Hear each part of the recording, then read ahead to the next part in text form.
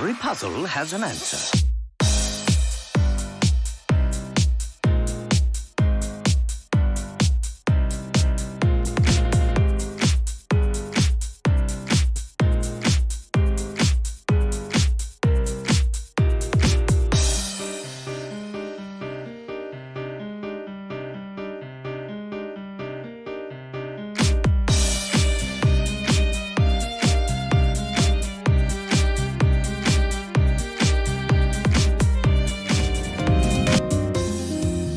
Okay, I think we should be good to go.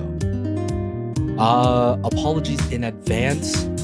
My fan is running. It's hot as shit. So if you hear it, that's just how it's gonna be, I guess. But hello, everyone. My name is Protagonist. You can call me Protag, and I'm back after God knows how long. 3 weeks, about 3 weeks since I last streamed. Not on purpose.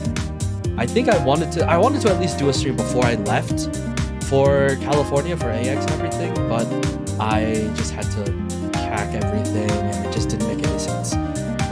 But then afterwards, I just got really sick, so it just didn't really happen. And I wanted to at least preserve my voice, or at least get better before I felt like I could comfortably stream. Because let's be real, it doesn't really sound that good when you're sick and you're trying to stream. You know, I don't think I'm that big of a streamer that people would care that much anyway, so I wanted to do it for myself at least. You know, make sure that I took care of myself before I decide to jump back into anything. So, today is a pretty straightforward day. I don't have too much planned. I just wanted to talk about my time in California, my time in AX, my time at the HoloLive Serendipity concert, and just kind of everything that was going on that I wanted to talk about, I guess. Like, I was really there for the concert, and AX was more of a, I guess like a side story, a side mission, side quest, that's the word. And, I wanted to at least, talk about what I did, because this is my not my first AX, but it's been about 5 or 6 years since I went to AX. Actually, no, it might be way longer than that. The last time I went to AX was when, not the time that Aqua had their own live concert, Love Live Aqua. It was when Aqua performed with Wake Up Girls. I think part of Valkyrie. No, or is it just Juna from Valkyrie? And there was some other singers there as well. That was the last time I was at AX, and I don't remember what year that was, but it was a long time ago, maybe even 10 years ago. Has it been that long? I mean, I know that Love Live Aqua has been going for a long time, but has it been that long? Oh God, I'm old. Anyway, so yeah, I wanted to talk about my experience about coming back to this convention. You hear the traumatic stories. It's overcrowded. It's line con. You can't really do anything. And part of it is true. Part of it isn't. It really depends on what you're doing. You cannot go to Anime Expo without having a plan. And I think that's like the biggest thing, right? A lot of conventions, a lot of smaller ones, you can kind of just wander around and figure out what you want to do. And that's sort of fine, right? But you can't really do that with Anime Expo. I think you really need to have a plan, and you need to make sure that you give yourself enough time, because LineCon is a real statement, and you will be in line. It might, depending on what you're doing, it might not be that long, but there are times where it just doesn't make any sense. So we're gonna start with at least just talking about what happened. I got to LA itself and into the hotel on Thursday, which was technically the first day of the convention, and that was fine. I was staying with a friend. However, just like in the fan fictions, there was only one bed, and that was not something that I was completely prepared for, but it's fine, it happens, it's whatever. But on the first day, I went around and I just kind of, my goal was just to take pictures and kind of get a feel for what was going on. And so, I went to the main halls and everything. I saw some stuff that I liked. I Obviously saw these Yu-Gi-Oh figures that I was like, oh, I want to take a picture, you know, I want to show it off. They look really good, right? And like, you know, honestly, the prices aren't too bad if I'm being honest. Like, you know, $60 for the figures. I was like, okay, I feel that. 75 for the red eyes, and for the Buster Blader. I think it was also for the blue eyes as well, but I obviously don't have the price tag here. But like, yeah, these were pretty good. And then I went to the next thing over, and I was like, oh, I see. Kaiba, Yami Yugi, Yugimoto, Joey, all $150 something. And I was like, you're kidding me. How is this possible? Why is this allowed? What is going on? What is this disparity, right? Like, you would think that, you know, the quality of the design, the details, you know, are pretty much the same. But it could be stated otherwise, right? There's a lot of flowing pieces with these figures. I think they are a little bit bigger as well. Like, the way that I angle these does make it look smaller and everything, but you know, I think they're around the same size. But okay, these are also pre-orders, so that could also be a reason why they're a little bit more expensive. It seems like these ones are already, or at least the My Valentine is already out, but the other ones are still pre-ordered too. Never mind. I don't know what the pattern is. I was trying to figure out. I was trying to understand, but you know, it might just be easier and a little bit cheaper to make the female models than it is the male ones. And you know, like, yeah, these are all standing straight, right? They're not really in any dynamic posing, which probably helps. And like, obviously these ones have a lot more moving pieces, a lot of ways that it can break off. So I think that could be part of the reason why these are a bit more expensive. And I'm not a model collector, so I wouldn't really have an answer. So if someone does, I'd love to hear, right? That'd be really good. Yo, what's good, man? Following for 2 years, 9 months. Oh my goodness. I feel like we've known each other for longer though, right? Like we've both been around. Hope everything is doing well with you, fam. Hope everything is doing well. But yeah, so I kind of just spent that time walking around. I didn't really do too much because I just got in. I wasn't feeling too like excited to walk around. I was actually only there for like an hour or so, because after this I went to the Silver Palace booth. I think this was in the opposite, this was in a different hall or whatever, but the Silver Palace booth, I wanted to at least try the game because I heard about it, and it's, you know, it's one of your like standard, like, you know, open world gacha games, like Genshin and stuff like that, and like Neverness to Everness, that's another one I played.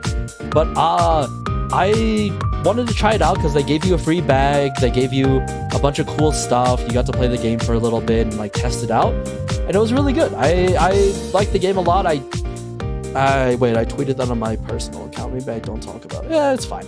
But like, yeah, I thought the game was pretty cool. You ride on a horse as your faster mode of transportation, and I didn't like the horse controls. The horse controls felt really janky, and I wasn't entirely sure how to properly control the horse, especially when you're like trying to transition from like flying to the ground and stuff like that. Maybe if I had a bit more practice, it would be a bit easier, but starting off, it just felt really weird to try and move the horse around when you're like, you know, taking tighter corners or like trying to, you know, fly around from a high distance down, because you can't really like fly upwards. You're really gliding in a downward direction and everything, so you know, you have to take that into consideration. But yeah, other than that, what's my next thing? Okay, yeah, other than that, I just jumped, my next picture is just straight into the concert. Actually, I can just close these tabs. It's probably gonna be easier for me. Yeah, so the concert was really good. First day, I got some pretty good seats up near the front, which was fine, but then off to the side, like, you know, off to the left and like up is just the entire row of speakers. It was huge. It was so big, you know, and thank goodness my friend brought earplugs, because I don't know how people listen to concerts without earplugs anymore, right? Like when I was younger, maybe it was fine, but ever since like ever since I got older, I realized how nice it is to have earplugs, because oh my god, you like, especially for this concert and the position that we were in, without those earplugs, I might have gone like deaf for like the rest of the night because it was so loud. It was just so much noise coming in, and I feel like it also kind of messed up the timing for myself when it came to like cheering for the songs, and it was kind of unfortunate. But other than that, the concert was really fun. It was really good. Day one was pretty exciting. I think my highlights for day one, oh god, what happened in day one? Ooh, What Comes Around, the Advent performance of What Comes Around was really good. I think this was our first live performance of that song, which was a treat to hear. The medleys, oh my god, the medleys from Myth and Promise were insane. That was such a shock. It was such a surprise, and like such a welcome surprise to hear all the different songs and just kind of see them all perform together. It was really good. Well, I'm not the biggest fan of Supernova Supergirl. The performance was really fun. You know, just being able to, you know, yell out the super, that was really fun. And whose solo performances did I enjoy? Oh, I liked Help. Help was Help day one? Yeah, Help was day one. That was a really good performance. That was really cute. And yeah, I mean, there was just a lot. There was a lot. I think day two kind of took it away from me, but I am also a little bit biased. I am a jailbird at heart, so that's probably the reason why. Oh, sorry. Have I seen the trailer for the new Bleach mobile game? I have not. I didn't even know that there was a Bleach mobile game. I saw that DC is making a fighting game called Dicko, which was really funny. And so I'm not entirely sure why they decided to go the mobile route for a fighting game when literally every other fighting game so far has been, you know, a mobile PC launch, or not mobile, a, you know, console or PC launch, and they look amazing. So I don't know why DC decided to go into mobile fighting games of all things. Like, doing a fighting game is okay, right? Injustice exists, right? And like, that was already, you know, pretty fun. But then they're like, what if we do that but on the mobile game? And I was like, no, why would you do that? And then why would you name it DCKO so that people would call it Dicko, right? Like, that's, you had to have like product tested this, right? You had to have focus grouped it to know that this was probably not the best words, the best things that you could have called it, right? Like, I get it, right? DCKO, like 2XKO, they did that, and like, people already clowned on Riot for calling it 2XKO. Now it's fine, people are fine with it and everything, but yeah, I don't understand. I don't understand why they did it this way. It feels really silly, but we'll have to see. We'll have to see. Other than that, the next day was the Grand Rosarian versus Jailbird off Kai at the Medieval Times. This is the first time I've ever been to a Medieval Times. It was so hype. It was insanely fun, and I'm really glad to have been able to be a part of this as a guest. No, I didn't plan it or anything, right? This was not, I had no, all I did was pay the money to be able to join. And so, yeah, it was a really cool event. Very much, I felt, okay, so on one hand, it was really cool to be able to cheer on with a full section for our guys, right? It was the Red Knights, or like, we were obviously in the Blue Knight section cheering on for our goat, the Blue Knight, and then the Rosarians were all on the red side cheering for the Red Knight. So those were the only two full sections. Everyone else had people, but it was not as full as our section. So in one hand, it was really cool to be able to cheer. Some of us brought our pen lights to be able to cheer for our guys, for our knights. Sorry, I should give them the proper title, and that was really cool. But I think I have a picture of it. Yeah. So our section was pretty much full, right, for the most part. Like, behind me was completely full. It looks like there were some spaces, or at least maybe there were some people who had to go. But you can kind of see some of the other sections, you know, weren't as filled out. And like I did feel a little bit bad for those sections when, you know, it came to cheer for your knight, and you're like, like we were like blue knight, blue knight, blue knight. And then everyone else was, you know, they were doing their best to try and match the hype, but it was a really fun time. Especially the Blue Knight was super into it, super into everyone cheering for him.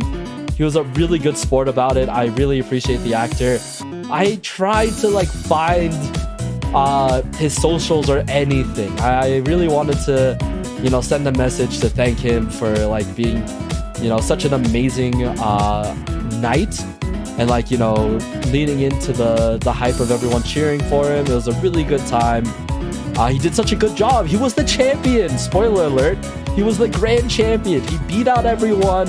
The Yellow Knight tried to instill mutiny, some like, you know, crazy prima nocta shit. And like, he got kicked out. He got exiled. And then he came back to try and fight our Blue Knight. And our Blue Knight reigned supreme, became victorious. It was great. It was beautiful. It was truly, truly two hands up, pure cinema. I really appreciated how well they tried to tie everyone in. Even the king and queen, you know, they shouted out the jailbirds, they shouted out the Rosarians of the Bloodflame Kingdom and stuff like that. It was really cool. I really appreciated the amount of effort that the event organizers from, you know, Maddie, Luna, and all of them, like they really did a really good job of making this a really fun experience for us, the fans. So I really appreciate the work that they did. So thank you very much. Hopefully we can do this again. And like, you know, they've talked about it of trying to, you know, get an interest to try and fill out all the other colors and stuff like that. So, you know, if it's possible, that'd be cool to be able to, you know, pack out the entire stadium and have it be a full like HoloLive event. But obviously there are more HoloLive members than there are knights, so I think that is a little bit unfortunate if that's the case. But on the other hand, I think it's just it was really cool to at least have, you know, the canonical, I guess, quote unquote canonical fight between the Bloodflame Kingdom and Jailbirds of, you know, we should have called it the Ravencroft Manor or something. I feel like that would have been a little bit better than just saying the Jailbird Kingdom. It doesn't have the same, you know, regal feeling like the Bloodflame Kingdom. If we called it the Ravencroft Manor, then, you know, that would have been a bit better. It would have been cooler. Other than that, the food was surprisingly not bad. I wasn't entirely sure how I was going to feel about just, you know, eating food with no utensils, but the soup was really good. It was like a tomato bisque or whatever. You dip that with the garlic bread. It was really nice. The soup was really warm. The chicken was surprisingly tender. It was like basically like, I want to say like half a chicken, right? You get the thigh, you get the leg, and you also get the chicken breast and stuff like that. The breast was obviously dry. I mean, it's the breast, but the thigh and the leg were really juicy, really tender. I was really surprised. It was hard eating with one hand when the other hand was holding a light stick, I will say. Other than that, yeah, the food was fine. And yeah, no, this was a really good time. Immediately afterwards, though, we had to head back to the hotel to drop everything off, because for getting like the higher tier package, you get a bunch of stuff. You get a picture, you get you get like a glass cup, a glass chalice, like the thing right in the front right there, that blue thing with the red straw. That was incredible. Like the fact that it was glass itself was really surprising to me. But yeah. I just read the title, Commander as in Magic the Gathering Commander. That's kind of hype, not gonna lie. Yeah, kind of. I'll talk about what it actually is. Because like Yu-Gi-Oh! Already has a fan-made Commander format. It's called Domain format. But this is like the first like official way to like four people play Yu-Gi-Oh! At the same time. Or at least 4 people play Rush Duel at the same time. So yeah, once we get there, I'll talk about it a little bit more. But it was pretty interesting. I wanted to see them kind of like hype it up a little bit more. And then after that was day 2. Day 2 of the concert was a little bit unfortunate. It was riddled with day 1 and day 2 had a few technical difficulties, right? My friend who was with me on day 1 noticed that they heard the Windows like pop-up sound, or like, you know, the Windows notification sound. I didn't hear at all, but other people heard it. during one of the MC sessions, and that was really unfortunate. I don't think that's really ever happened before. And then obviously, if you were there on day 2, you would know about the great 6-7 glitch of 2026, where during the MC segment of Kiara and Bibu, they 6-7 themselves into destroying the mocap and causing them to glitch out and disappear from the face of the earth, which was interesting to say the least, but a good time as everyone decided to put their light sticks out and decide to start rowing, which was fun. But yeah, I've never seen that sort of thing ever happen at a Hololive concert before. Like, I think there was something similar that might have happened during one of the world tour stops, but it wasn't during an MC session. I think it was just during a performance recording where it kind of stopped and kind of like broke the immersion or something. Like, it was really unfortunate, but like not during an MC segment where it just kind of caused them to glitch out. They T-posed for a second, which was really funny, and then they just disappeared. And so we were all just waiting, we're all just chilling, just trying to keep the mood up. We did the wave like a billion times, and I was not a fan of that. Like, I got tired, man. Everyone else is like, let's keep doing the wave, and I'm like, we could do something else. We could change the direction of the wave. We could, do like a each section cheer type thing, but we don't have the coordination for that. That's not happening, which was unfortunate. What was after that? Okay, and then the last few things that I want to talk about is one of the weird things I ate at AX. So I don't try to eat AX food or any convention food. It's always overpriced and never really that good. But I wanted to at least show this. My friend decided to get this, and it is a pizza bao. It is a bao stuffed with pizza, and as soon as I got this and bit into it, I said, this tastes like a Hot Pocket. And that's all I could think about. It was basically just a Hot Pocket, and it was fine. It tasted like what a Hot Pocket would be, if I'm being quite honest. Would I have it again? No. But was it fun to at least try once? Yeah, sure. I didn't expect it to taste like a Hot Pocket, but that's basically what it was. And yeah, it was fine. It was a good light snack before we continued walking around. Oh my god, speaking of walking around, getting to the autograph section. I wanted to try and get an autograph from someone because actually I can talk about it. I wanted to try and get an autograph from Paul Castro Jr. Paul Castro Jr. is the voice actor for Yuhi Odo for Yu-Gi-Oh! Go Rush, and he was there doing autographs. And so I wanted to try to get an autograph from him. I brought in my Maximum Joint Tech Fortress, the Maximum Monster, and I wanted to get him to sign that, right? That would be so cool. And I don't think he's signed a Yu-Gi-Oh! Card before, and I wanted to be one of the first people to get him to sign a Yu-Gi-Oh! Card. But the line to get into the Marriott ballrooms where all the things were stretched from the outside around the entire block and then continued alongside basically the highway, and it was way too long of a line. I had to get to the concert, right? And like his autograph thing started at like 3 or 4 o'clock.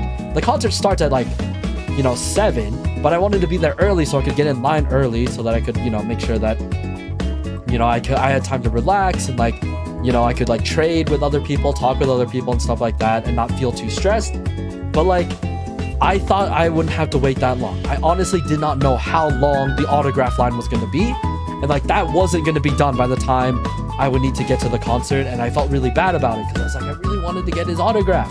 And like, in theory, I could have waited and then just gone to the concert like closer to opening time, which I guess could have been fun, right? That wouldn't have been the worst thing. But I did have plans with other friends and stuff like that, so I didn't want to flake on them, waiting in line and like doing some like, pack openings and like trading like freebies and like stuff like that. So I unfortunately that didn't come to pass. I will get an autograph. I will get an autograph from him, from any of the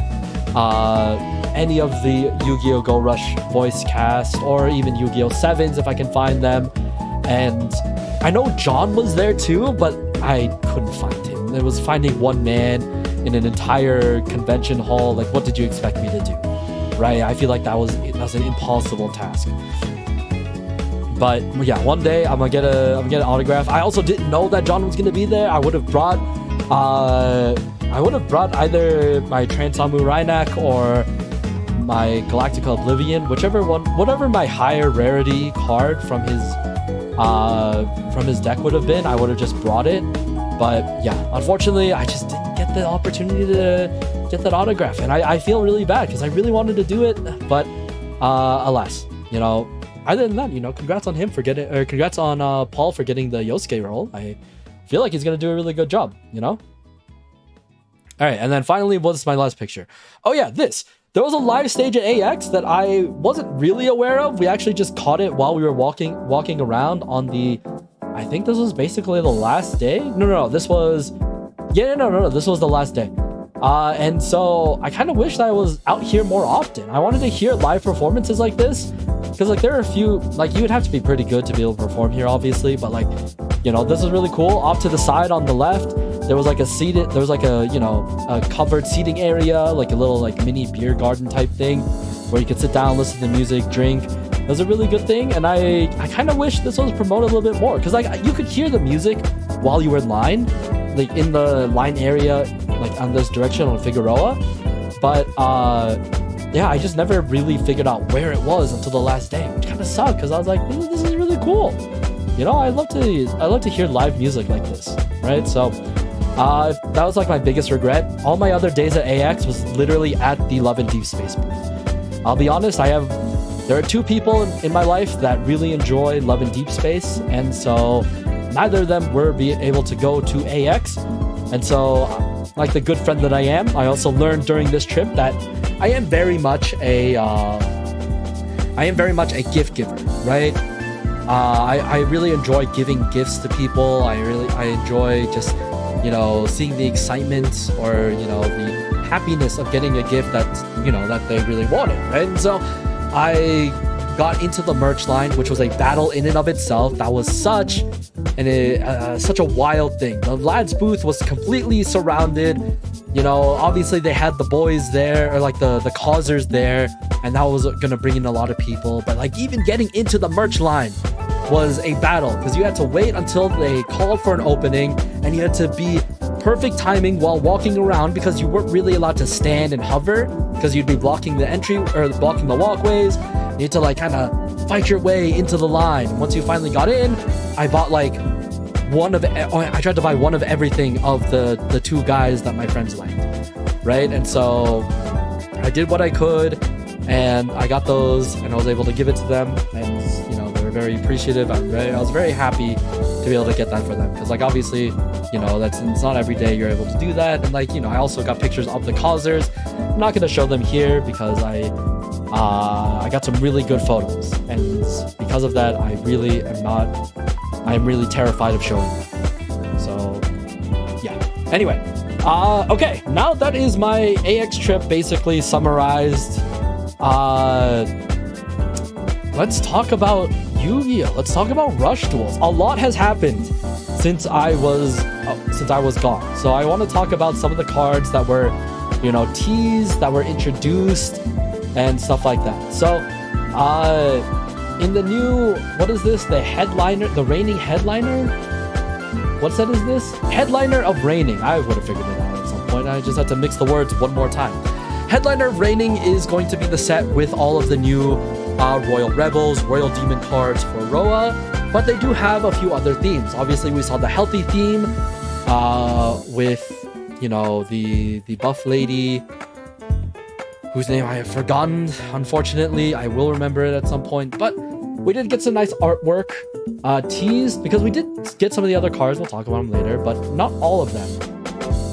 And then we got this guy, Corgisil, the Spirit Tree Bunray, or Boonray, which makes me think that this could be a Cybers theme, right? Going back, is this more Yggdrasil support type things? Like, are we doing more Cybers stuff? That could be interesting.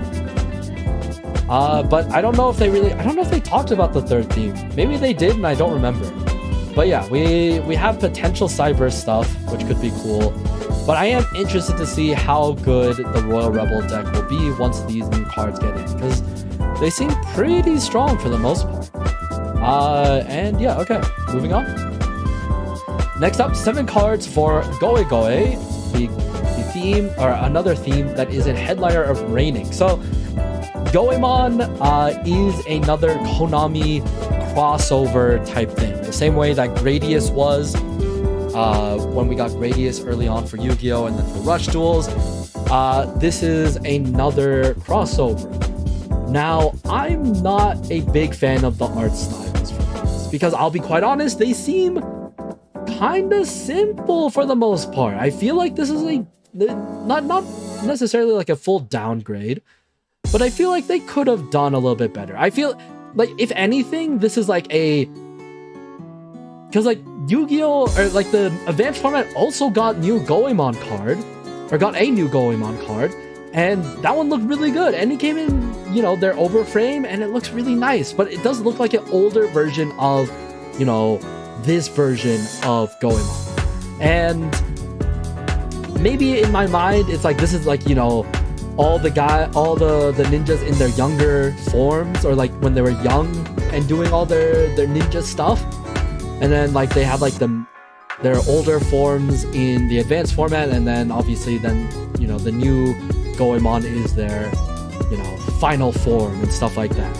And like that way I can kind of excuse kind of the simplistic style of some of these artworks, right? Like Ebisu, I feel like kind of got downgraded, like very, very much looks like How to Draw Anime Girl in 2026, right? Which is a little bit unfortunate, because I feel like, Rush Duel has gone away with a little bit of this style, but they've made some of the older cards look a little bit, give them a little bit of a glow up.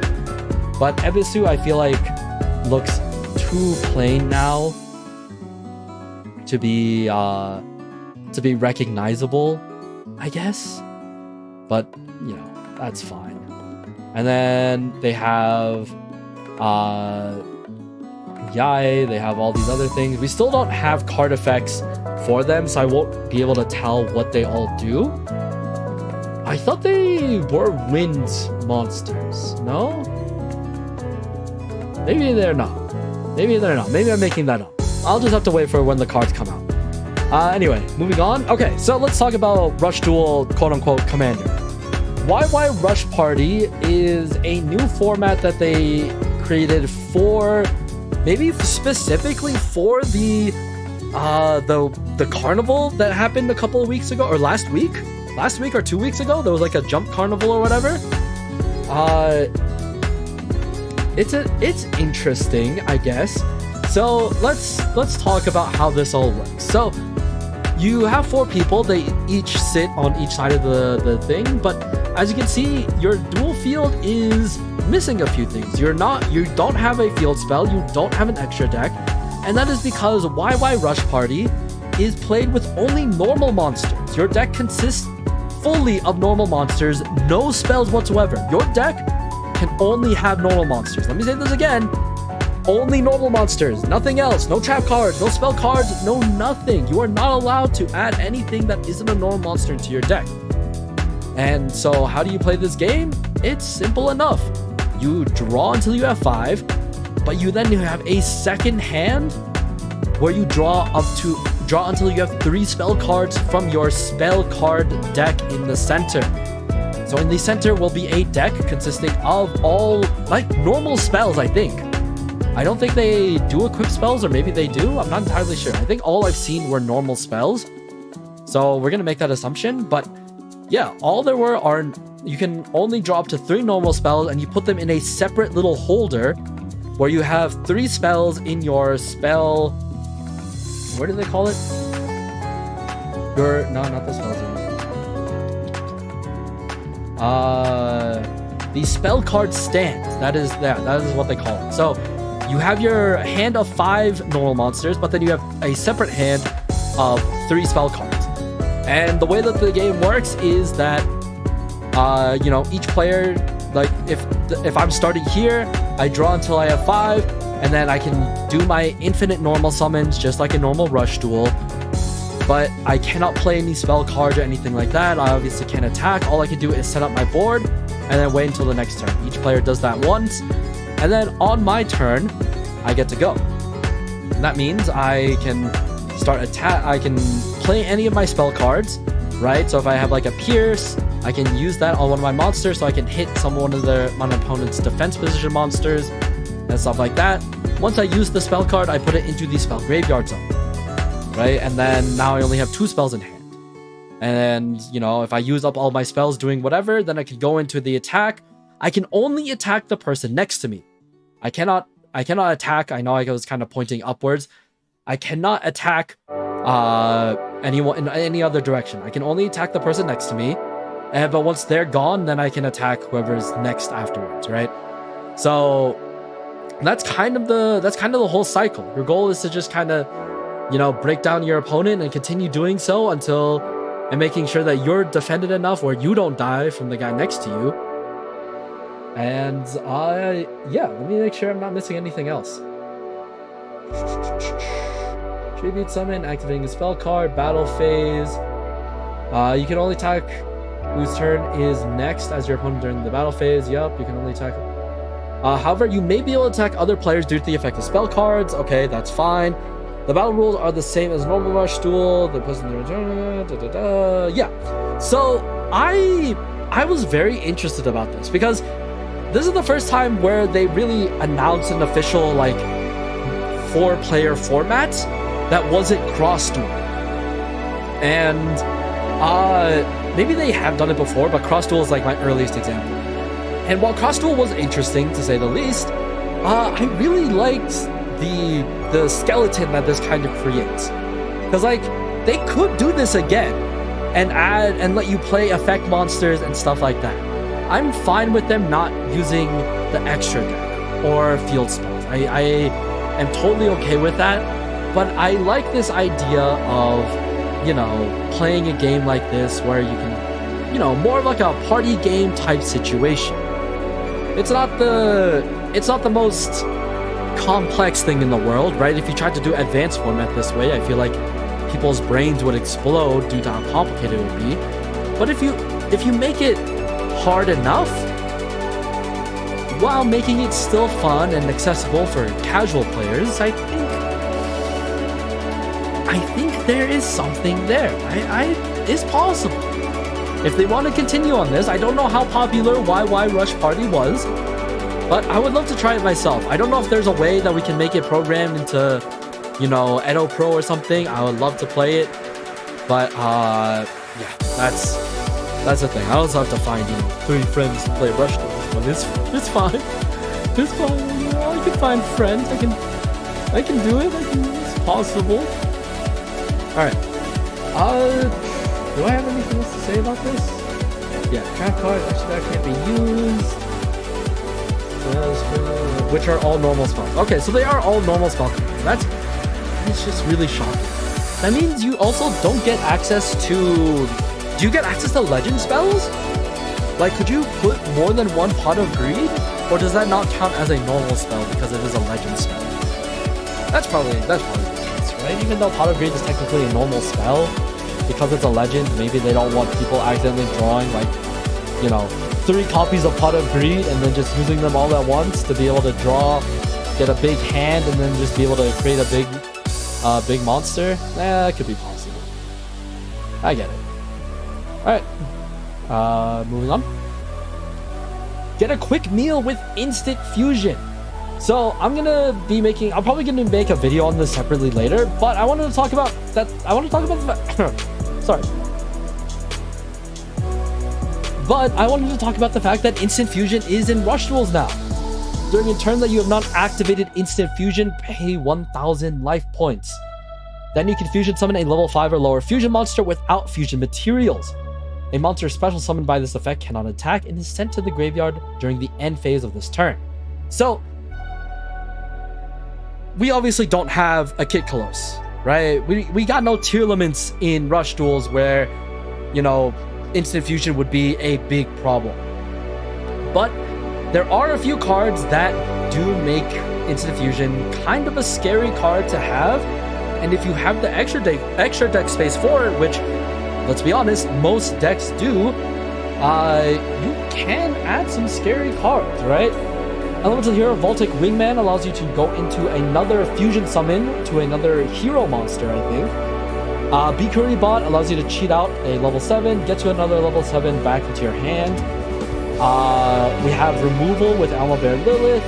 All the Harpy fusions, all the Harpy contact fusions, the lower level ones are available, which gives you, access to them, but not having to actually add some of those cards if you don't want to, right? Cielo is not a great add to the main deck, so if you can make Light Skirt without having to have a Cielo, that's not a terrible issue. Feather Duster is good for removal. And so yeah, there's just a bunch of good options. I want to make a video where I go over all of the current options of instant fusion and talk about how good or bad they are.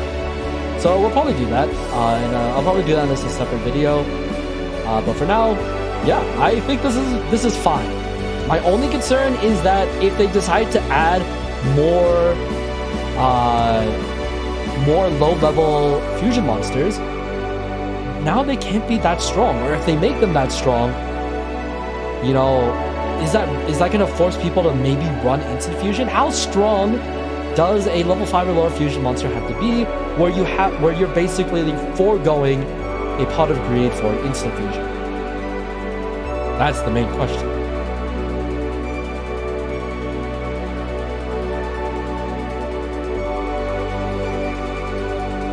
Alright. Moving on. To the Knowledge of the Sacred Shooting Star lore. So obviously Advanced Pack, what's it called? Advanced Pack Union Base is out. And so I'm a little bit behind on reading some of the cards, some of the lore and stuff like that. So let's just do that now. Let's see. A land that is shrouded in darkness for most of the day, the Sacred Shooting Star Kingdom. The sky is always filled with countless stars. Pliage is the royal princess of the Sacred Shooting Star Kingdom. And then Star Replacer fell from the sky one day and became Pliage's partner. Pliage and her friend one day, while gathering star energy, the important power source of this world, by chance encountered the Spirit of the Stars. The Spirit of the Stars that came to live with Pliage became the Fairy of the Stars thanks to the power of the crystallized energy. Pliage and her friends decided to venture forth to the Star Sanctuary of the Beginning, where her friends were born. So, okay. It is very cute. Very, very wholesome. So we have an understanding of why we have the high level fusions now. After the addition of the Fairy of the Stars, they're able to, maybe they grew a little bit older as well, right? Like, it feels like Pliage was pretty young when we saw the lower level fusions. And then now we have, like, the big level 10 fusions.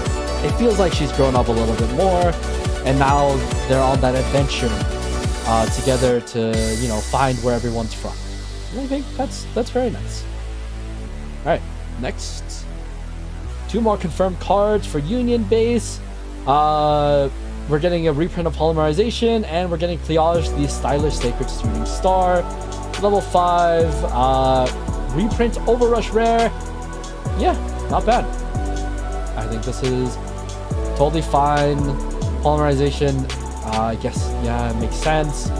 We are running a fusion deck here, so getting more access to fusion cards is going to be helpful. Alright, next. The rest of the set. We are getting a bunch of reprints and stuff like that, so let's talk about what we're getting. Instant Fusion, we already talked about. Start at the beginning, obviously.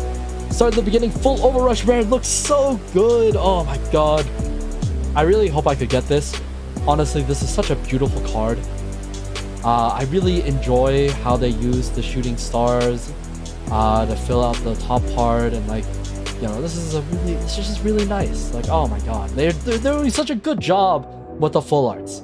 Like, I have to say, I feel like they're they figured out for the most part how they want to put their full arts. And like I'm glad that the grass is like, you know, darker, where they could put the white text of the effect and make it legible enough.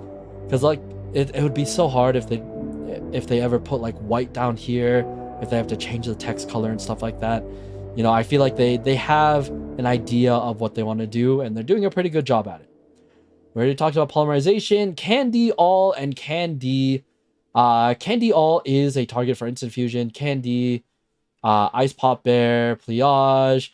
Obviously, we're getting player number 39 home run hitter, reprint, and in the Overrush rare, because, you know, we gotta have, you know, a possibility to get full rarity of the baseball team.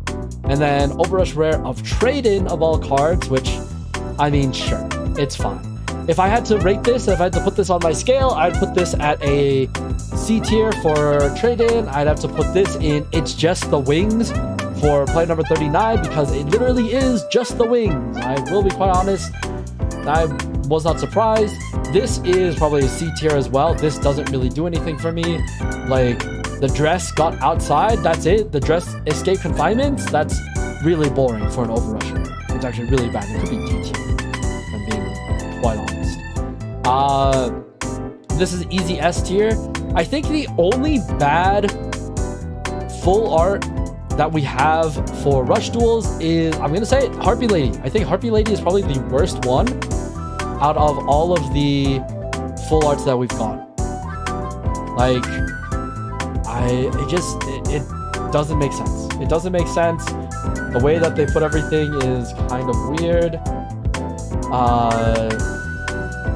Yeah, I just don't like it. Like, I know Harpy Lady is great, you know, it helps you sell the game, but like, they could have done better. I think they could have done a more creative way of showcasing the full art. But anyway, next, rock out with brand new Royal Rebels. So now we can talk about the new Royal Rebels cards.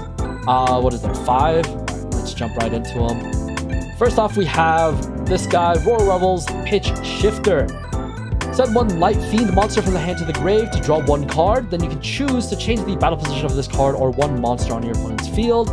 Not too bad. I think this helps you, like, you can use this to help dictate, you know, what might get, if you want to try to go on the offensive, right? Like, if they put stuff face down, now you have a way to kind of break through stuff if you didn't have piercing, which, I'm gonna be quite honest, I don't remember entirely how offensively capable Royal Rebels were. Did they have piercing? Or was it mainly just that if they can destroy everything on the field, they can just hit you really hard? We'll have to see. Next up is Royal Rebels Great Mixer. During the turn this card was normal summoned, you can choose a Royal Rebels Elite Amp in your grave and add it to the hand. Then you can increase this card's level by 1 until the end of the turn. For the rest of the turn, you cannot attack with monsters except for fiends. This is fine. You turn this to a level 5, which automatically makes some of your other Royal Rebel higher level which will make some of your higher level Royal Rebels, oh my god, that's such a tongue twister, they'll be able to turn them online to be able to use their effects. So this is totally fine. And what? Do you have to do anything? There's just the turn this is normal summon. There's not really a cost, right? Choosing an Elite Amp in your grave and add it to your hand? Yeah, that's not bad. Royal Demon's Falsetto. You can tribute summon this card in attack position by tributing 1 Light Fiend. This is a level 7 with 600 attack. Your effect better be good. Choose 1 level 8 or lower Light Fiend monster in your grave and special summon it to your field in face down defense position. That is not bad. This allows you to have 2 level 7s on the field. A level 7 or a level 8, honestly. 2 high level fiends on your field to be able to let you tribute summon into something or, you know, do some weird other shenanigans. I mean, this is not too bad if I'm being quite honest, right? You don't even have to do anything else. Yeah, you don't even have to like throw anything away or, you know, put any cards back. All right, I see you. And now finally we get to see what this dude's deal is all about. Royal Rebels Extreme. Level 8 Light Fiend effect monster. During the turn, this card is normal summoned by tributing a level 5 or higher monster. Send the top card of your deck to the grave. Then you can choose a monster on your opponent's field. For the rest of the turn, if you tribute summon a Light Fiend monster in attack position, you can tribute that opponent's monster instead of a monster on your field. For the rest of the turn, you cannot attack with monsters except for fiend monsters. So, it's like a Monarch Stormforth. That's fine. Can do it multiple times?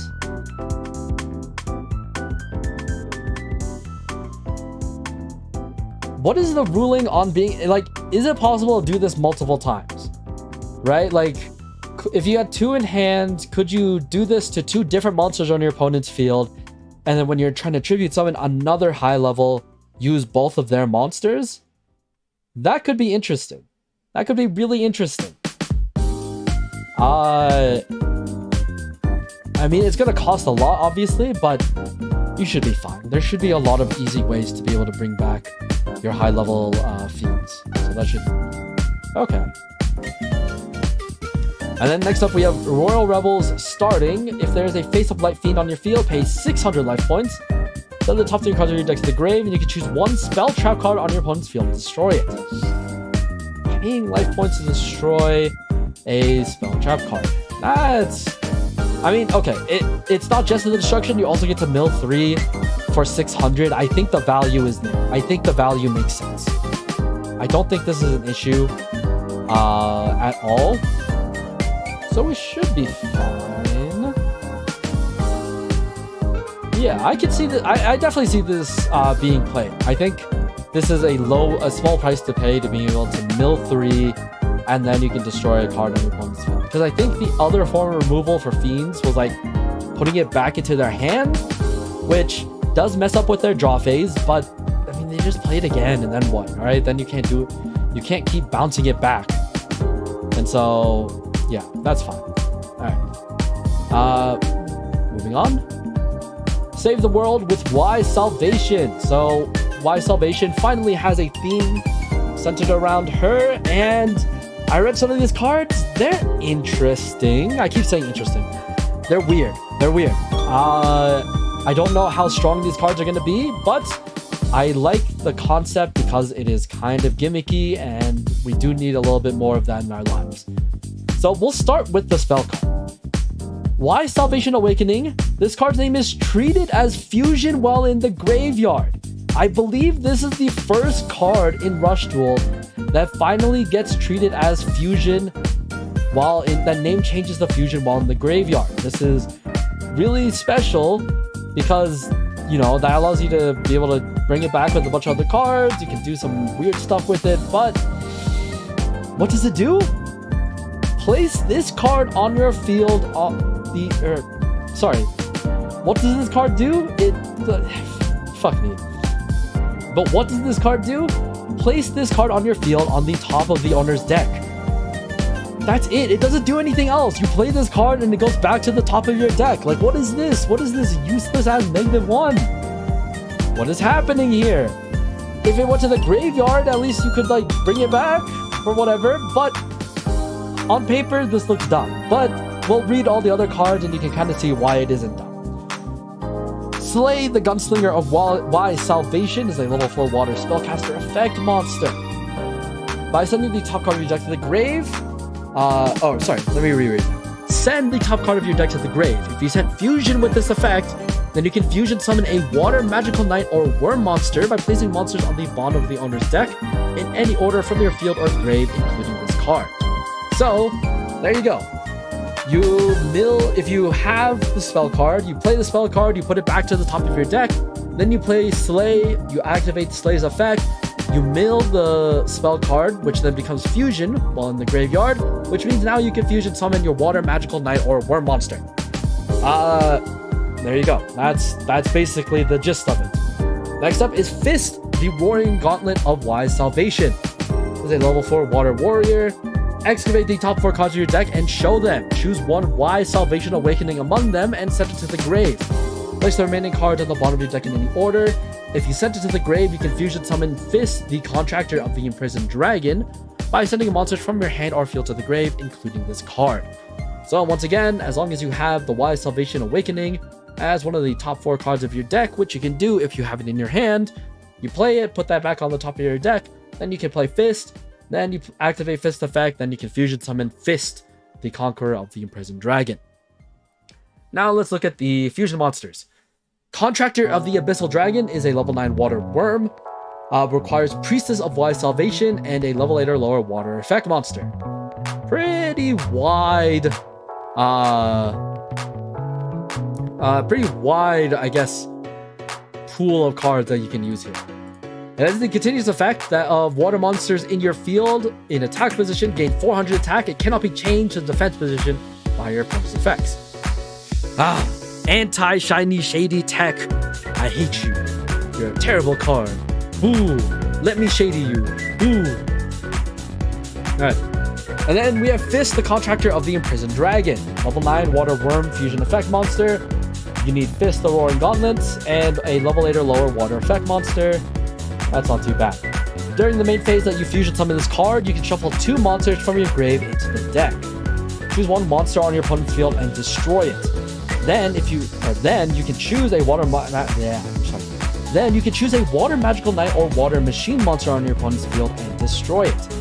I don't know how often this will pop up. Obviously in the mirror, this is pretty good, but we also don't have all the cards. It is possible that water machine could be the other machine monster that we saw that was associated with this deck that we don't have the effect of. So that it could be possible that water machine can be moved to your opponent's field, kind of similar to what the Dead End cards and the Mad Fiends of Despair cards do. So there's a possibility that could be the case. Who knows? And then we talked about Wise Salvation Awakening. And then, yeah, we finally got our next contact fusion for the Familiar Possessed. Familiar Possessed area. Need Area the Water Charmer and 1 water monster. Now, you can contact fuse them. You cannot use this card as material for a fusion summon of Familiar Possessed area. But the attacks of your water monsters pierce. This is really good. This does give you a bit more offensive capabilities with these cards because, 2500, 2800 is not great numbers, but if you can hit them and pierce them, then, that's going to be a little bit better. There are a few other decks that would love to have this as well. So, we'll have to see whether or not, we find any broken decks or any decks that would make this feel a little bit more broken. But for now, it's good that we're getting all of them. Are we getting them for every main set? Is that how that works? Because when did we get the Wind one? Was that in Rising of the Aurora or whatever? Yeah, it might have been. Alright. Themes from Cross-Art Collection and a product revision. So Cross-Art Collection is the set with a bunch of ports. A bunch of, or is it? Or no. What is that one? No, it's different. What is Cross-Art? Cross-Art is just another set? Another pack? I don't remember how they marketed Cross-Art as, I'll be quite honest. Anyway, we are finally getting Dark Magician and the Dragon Knights, which means we are getting Dark Magician Girl and the Dragon Knight. Finally. This will finally, took them long enough.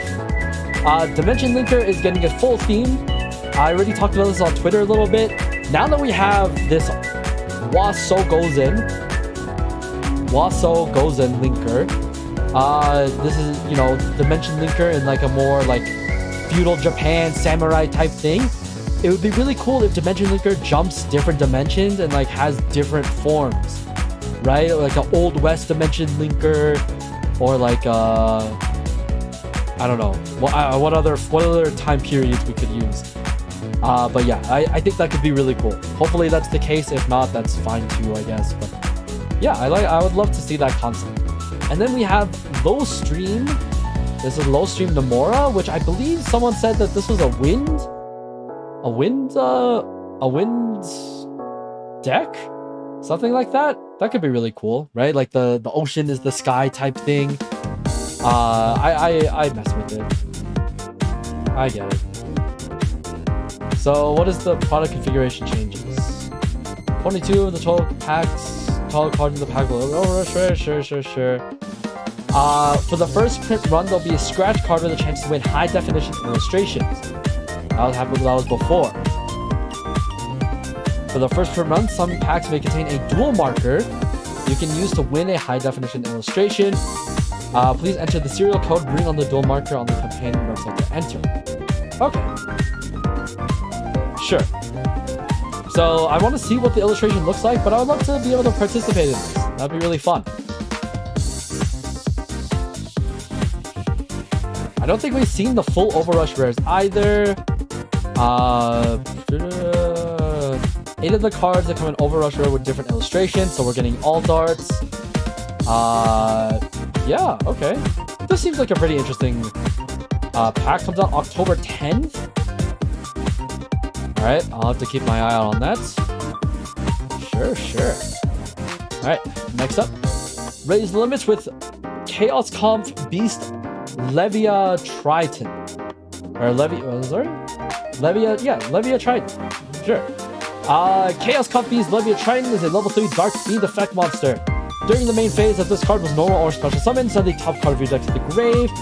Increase this card's level by 4 until the end of the turn. For the rest of the turn, if you would tribute a level 7 or a fiend monster in attack position, you can treat this face-up card as 2 tributes. Really good in Mad Fiends, really good in the Royal Rebels. This is basically meant for them, right? Like, this is basically like, oh, you can turn a level 3 mill 1, turn it into a level 7, and then have it be a high level so that you can activate your high level Royal Rebel effects. Like, yeah, sure, whatever you want to say, you know. But yeah, really good card. I can see this being a 3 of. I'm not a fan of whenever they decide to make really good cards be promos, right? Be Shoujin Jump promos. Because, like, I mean, okay, I obviously don't play physical Rush Duel at all. I played it like maybe once or twice. But, you know, being able to get copies of the promo cards is a little bit harder than, you know, just ordering packs and getting them online, right? So that's fine. I think like if you really want to make a good Royal Rebel deck, you're going to be doing this anyway. So it's whatever. It's fine. All right, next up. Drill through your foes with Neospatian Grand Mole. So obviously now we finally are getting more Neospatians. Let's go. Grand Mole is finally here. Level 3 Earth Rock Effect Monster. If this card is in attack position, it's the only requirement. Choose one face-up monster on your opponent's field that has more attack than this card's attack, and take damage equal to the difference in their attack. Then you can return this card and the chosen monster to the owner's hand, but then you have to end the main phase immediately. Oof. How do I feel about this card? God, why would you do this?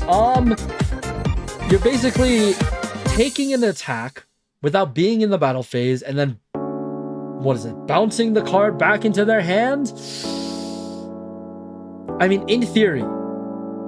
Actually, no, not in theory, because they specifically tried to stop my in theory, right? They force you to end the main phase, which means you can only do this once. You're doing this at the very end because you wouldn't be able to do this again. And like, if there's a really big threat and you have no other way to remove it, I think this is okay. Right? If you're afraid of going, because like this bypasses battle traps, and they might not have destruction, or they might have like destruction prevention and not bounce prevention.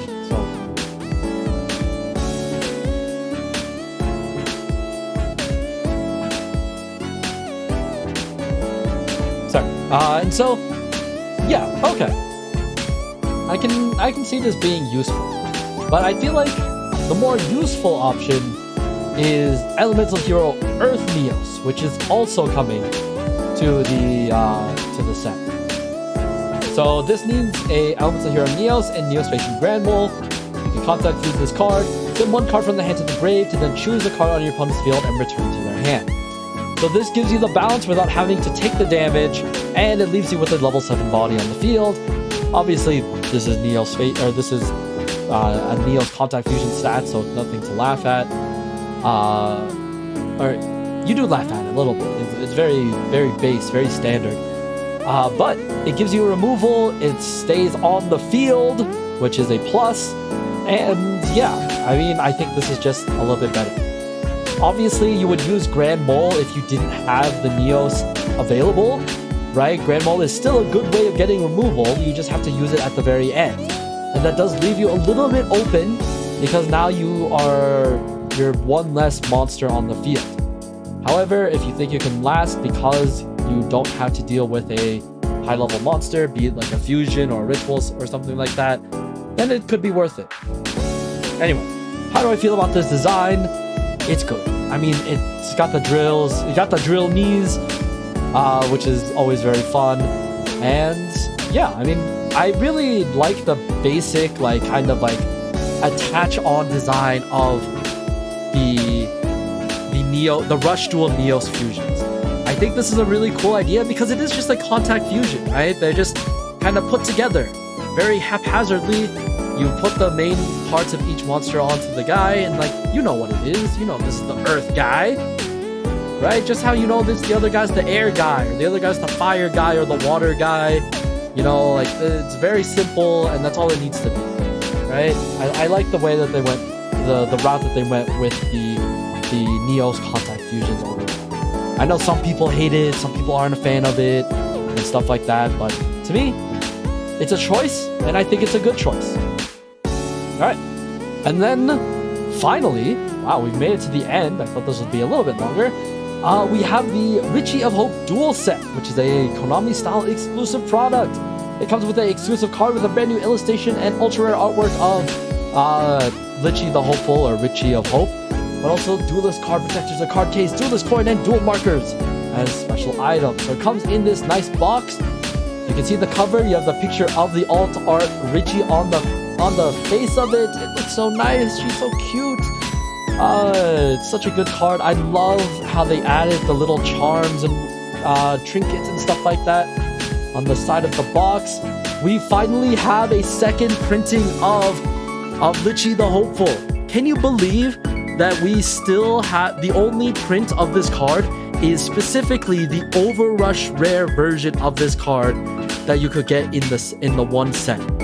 That's the only print of this card. It didn't come in any other rarities except for Overrush rare. So you had to be a lucky son of a gun to be able to pull the Overrush rare version of this. And like, this was such a good card for ritual decks that you kinda needed 3 ofs if you wanted to play this deck. And like, obviously, I think it's fine. There's not a lot of people playing Rush Duels, I'll be quite honest. And so, like, I'm not sure. Actually, you know what? Take that back. Let me retract that statement. Depending on how many people play Rush Duels, this card could go up in price or go down in price depending on, you know, what is the top you know, deck. Is it a ritual deck? Does it use Lich-Chi? Then, you know, that's probably going to be something that is gonna people are gonna need more copies of this card, right? Like when Dark Magician of Chaos was like the top deck, right? I think people played 3 copies of Lich-Chi in that deck, and like, for good reason. This is just a really good card to have. Allows you to mill, and if you know, send back a ritual, you get to take one of the cards you mill, and like, it's just really good. It's just really good. It's a really good card. What can I say? But it's cool that we get an alt art. She's happy. She's living her best life. I appreciate it. Yeah, this card has really been a favorite of mine recently. The card protectors, the card sleeves look so nice. I love, you know, these like pretty, you know, no text, no imagery type of card designs. It just looks really good. It looks really nice. The box itself is really cool. It's like a open both ways type of thing. It's not like a full open one way. You can turn it flat and stuff like that. It turns into like a bigger form of the card protector. Depending on the size, I wonder if you could use this as like a mini Rush Duel board. I don't think you can. I don't think the deck size or the deck box is that big, but it would have been really cool if that were the case. But yeah, I really like the way that they made this box design, I'll be quite honest. And then you get the coin. It has the little card back. It has her smiling. It's so good. And then it comes with the dual markers, red and blue. So you can determine who goes first, who goes second. I really want to get my hands on one of these for sure. But yeah, that's all I have in terms of news. Is there anything else that I really want to talk about? Oh, we can talk about the special pack. Special Pack 2026 Volume 1 has a lot of reprints, but a lot of Overrush rares as well. So we're finally getting the prize cards from 2025 World, meaning the Valiant reprints. If I had to give this a rating, probably a C. The spear is out, that's fine. The cape is alright, that's very pseudo wings-esque. This is what is your name again? Ladies Protectors. This is it's just the wings. I know that this is technically the lady and it's fine, but like it also is just the wings. Like the city doesn't even come out more and stuff like that. Like yeah, this is it's just the wings tier. Player C39 home run hitter, it's just the wings. This doesn't really do anything for me. Like yeah, this oh, you can hold the bat bigger. Sure. Oh god, Grand Slam Dragon, it is literally just the wings. Like now you get to see his hand cannons a little bit more. Sure, but like the background is just his giant ass wings. Like hello, what are we doing here? It does look really good. I'll be quite honest. If I get this, I'd still be really happy. Like at least it uses up more of the space than some of these other ones for sure. Start restarts. It's a very basic card, so I didn't really expect much. This is probably a low C tier for me in terms of Overrush rares. Sky Savior Watch. It's just the wings. It's just the wings. Oh god, and you can see the rest of her feet. Oh god, it's so little. Put that away. People aren't paying you money for that. Don't do that to yourself. You're better than that. You're fusion material. You're cool. Super Parallel. Oh, we did get new cards in this pack as well. Lung Ling is a level 3 Dark Dragon Union Effect monster. So we are getting some more exclusive Rush Duel Union monsters. Choose one face-up level 8 or lower monster on your field and equip this card as an equipped spell card with the following effect. The equipped monster loses 1000 attack and can attack twice each turn. So that can be worth it. There are decks that could build a big guy and then you can attach this onto them and then they can just attack twice and hit for big damage. I can see this being in a gimmicky OTK type deal, or like just a really good way to, board wipe some cards. Like I like this. I like this a lot. And then we have a new Headhunter. Headhunter's Lemur Cunning. Level 4 Earth Beast Warrior effect monster. Choose up to 2 cards in your opponent's grade and shuffle back to your deck. Cool, we have Graveyard Hate. For the rest of the turn, your opponent can activate trap cards during the battle phase. So Graveyard Hate plus Trap Negation is pretty nice. You obviously have to get the effect off first, so if they still have a trap card that removes this card, then that doesn't matter. Life sucks, but if you can get this off, that's not bad. This is a really good Graveyard Hate target. I could see this being side decked quite a bit, especially up against, ritual decks and anything that really focuses on the graveyard. But yeah, I think this could be a good side deck option. I like it a lot. What else are we getting? Legendary Spark Siege, sure. Phoenix Dragon, sure. Another printing of Denticle? Really? Alright, I'll take it. Hydro Viper, okay. Hydro Cannon Big Bluefin. I guess we did get fish ritual stuff. Chemicalized Orb, sure. Music Princess Substitute. Does this mean we're getting more Music Princess? That can't be true, right? This isn't one of those packs that teases what's coming next, right? So I'm not entirely sure why we're getting some of these. Legendary Scale Ruler is pretty good. Cloud Dragons is a decent B tier strategy. High B, low A tier strategy, depending on, where you're playing, but like Legendary Scale Ruler is just really good. It's just really good for them, so I can see why this would be useful. What else do we talk about? We got this. Am I missing anything else? Not really. Reference arts. Yeah, going on. We're getting a joint tech set later on this year. That's gonna be really good. 19 card artwork from Headliner of Reigning. Sure. Sayonara with SW Asura Bats. I will say Sayonara weapon and not calling it. So this is a Zexal weapon or a Zale weapon, depending on however you want to pronounce it. I love the fact that they decided to do it this way, and I really hope that we get to see more Zexal weapons turn into unit monsters like this. I like it a lot. But like, it's cool that they basically were like, okay, well, we got rid of Heartbeat Lady 1, 2, and 3. So the closest thing that we can do is force you to play baseball, use a Zexal weapon, and allow you to attack 3 times. Sure. Whatever you say. But yeah, I think this is just a really fun idea. Hopefully they decide to add more weapons in the future. But I think I think we've gone through everything that I wanted to talk about.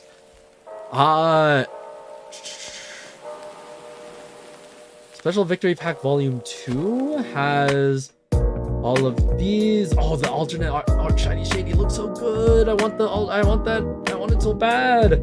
Alma Bear Lilith, alternate art. Faceless Cul-de-sac, alternate art. Marching Beaver Warrior, alternate art. Interest the Lime, alternate art.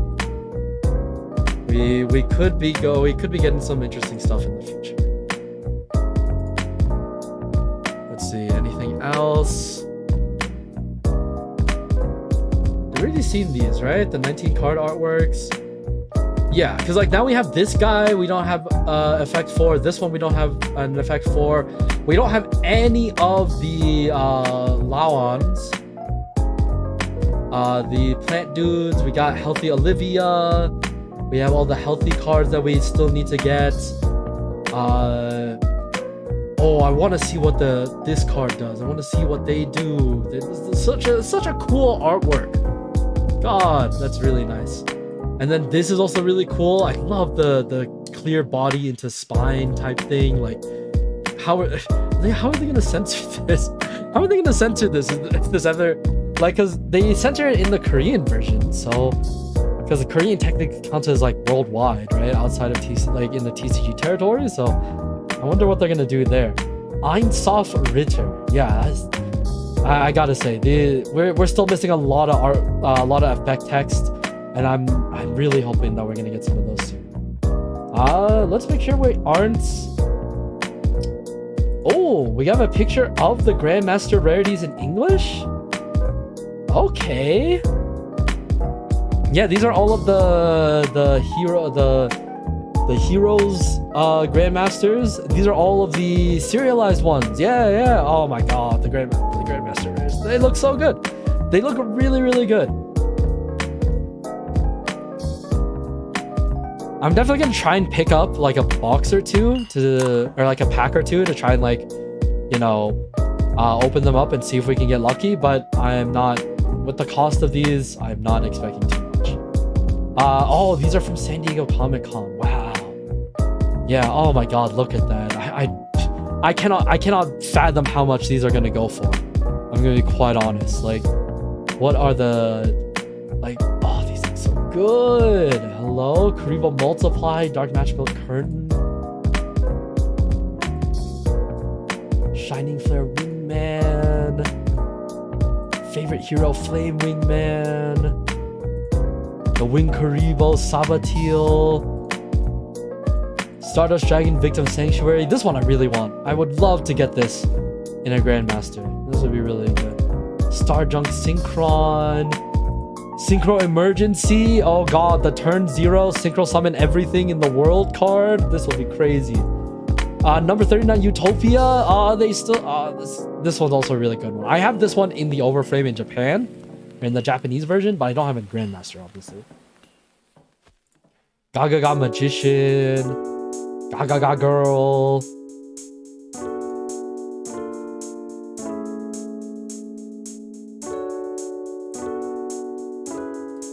Odd Eyes Pendulum Dragon. This one seems kind of plain compared to some of the other ones for sure. Stargazer Magician though looks sick as hell.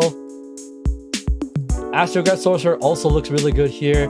Once again, it kind of falls into my what I don't like about some of the Overrush rares. Like they don't do enough outside of the frame. They're not doing too much. Decode Talker. Cyber's Code Magician. This one's pretty good. Cyber's Contract Witch. Yeah, we got some really good cards, man. Very excited to see these being played, to see these being added to the game, to see people actually want to collect Yu-Gi-Oh cards again, man. That's gonna be really cool. Hopefully we get to see a lot of people get excited about opening Yu-Gi-Oh packs, because you know that doesn't happen that often anymore. So I'm very excited to see that. But I don't want to talk for too long. I think this is a solid amount of time, especially for my first stream back. So yeah, that'll be it for me today. Thank you all so very much for watching. This has been Protagonist signing out for today. Next week, we're going to get back on schedule. We'll just do a recap of everything that I missed this week from today on to next week. And then we'll try and play some Rush Duels. I haven't been playing too much that often, and I need to get some footage in for my videos too. So we'll do that. We'll talk about some other things. Actually, I could just also talk about we'll spend next week talking about the instant fusion monsters. Actually, let's do it that way instead. Instead of just doing a separate recording just for that, we'll add it as a stream segment, and then I can clip it and then turn it into a video afterwards. Hey, contact funnel. I watch Ludwig's lessons and streamer use, so we're gonna try and implement those slowly but surely. All right, that'll be it for me. Thank you so very much for watching, and I'll see you guys next time. Alrighty. Yeah, that'll be it for me. Peace out. Where is my OBS? There it is. All right. Bye.